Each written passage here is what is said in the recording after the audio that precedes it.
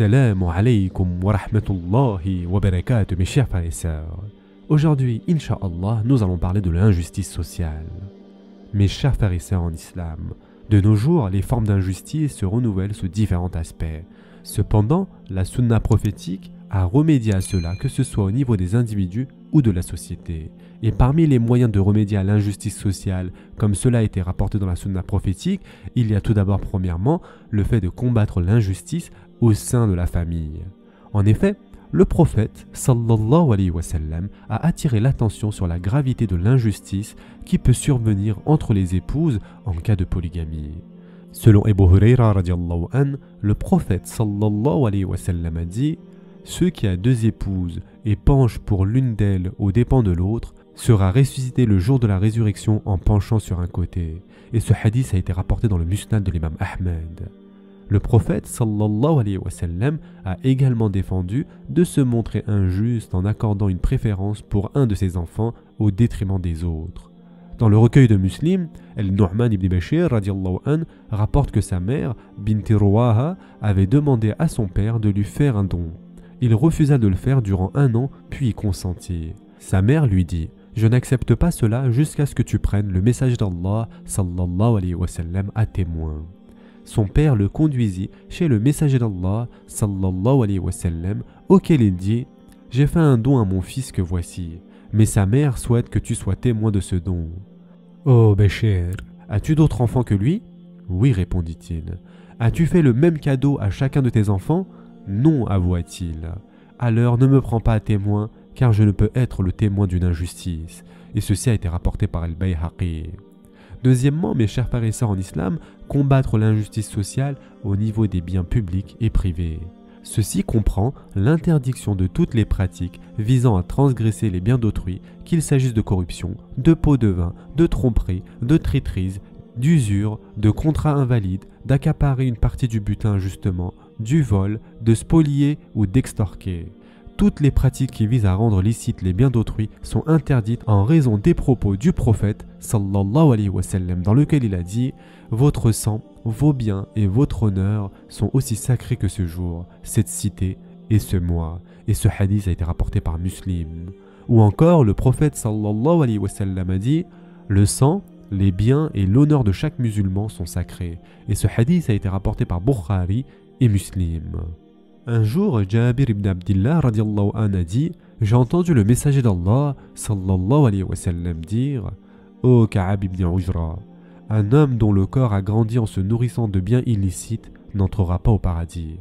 L'enfer est plus en droit de l'accueillir. » Le prophète sallallahu alayhi wa sallam a mis en garde contre la transgression envers les biens publics. C'est une des formes d'injustice sociale qui a touché les sociétés dans le monde à toute époque.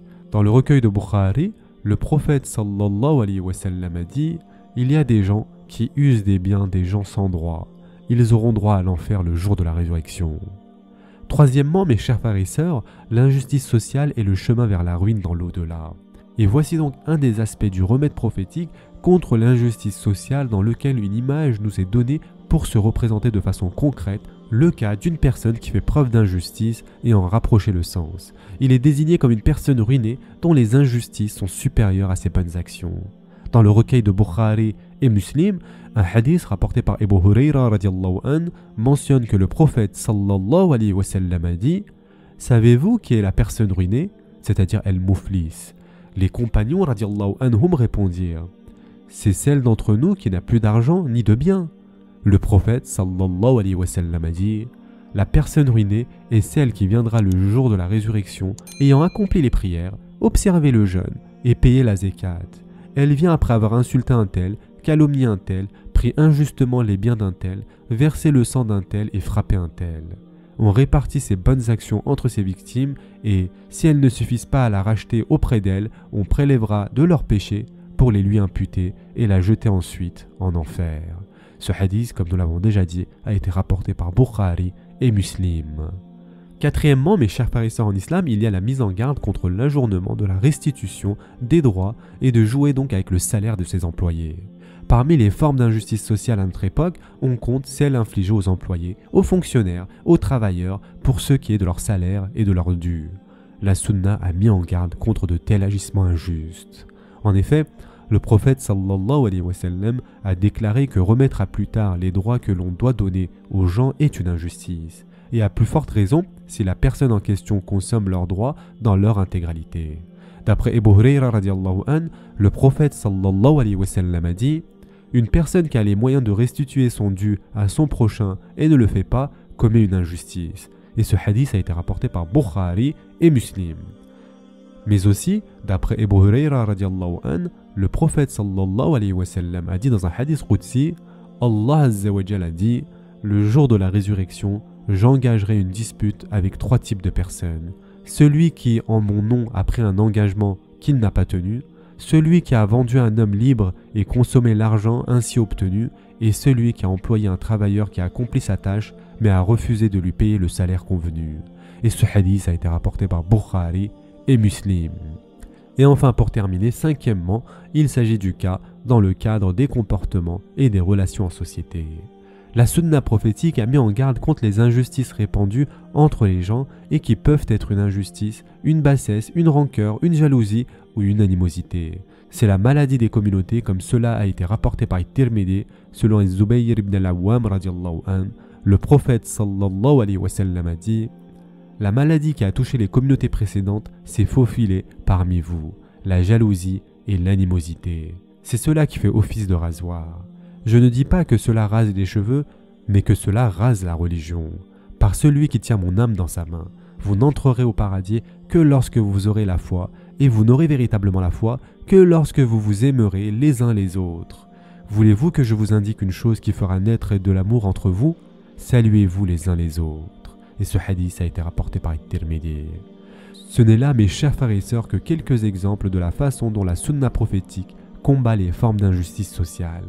On peut inclure dans ce cadre les remèdes prophétiques apportés dans bien des domaines en lien avec la pauvreté, le chômage, la répartition des richesses, le respect de la propriété privée, le respect des droits, la mise en œuvre des obligations, prescrire le bien et proscrire le mal, respecter les droits des faibles, demander des comptes aux injustes, mettre tout le monde sur un même pied d'égalité devant la justice. Tout cela et bien d'autres faits sont mentionnés dans la sunna. Il convient de faire converger les efforts pour combattre l'injustice sociale sous toutes ses formes en raison de ses répercussions dévastatrices sur les sociétés. En effet, l'injustice sociale crée des castes, de l'égoïsme et une mentalité d'opportunisme déloyal entre les gens. Or, c'est bien cela qu'endurent les gens dans le monde aujourd'hui, dans des proportions diverses. La sunna a donné des directives utiles pour remédier à cela, il faut donc y prêter attention et profiter de ces enseignements. Ce sera tout pour aujourd'hui. En attendant, prenez soin de vous mes chers frères et sœurs et à très prochainement, Inch'Allah.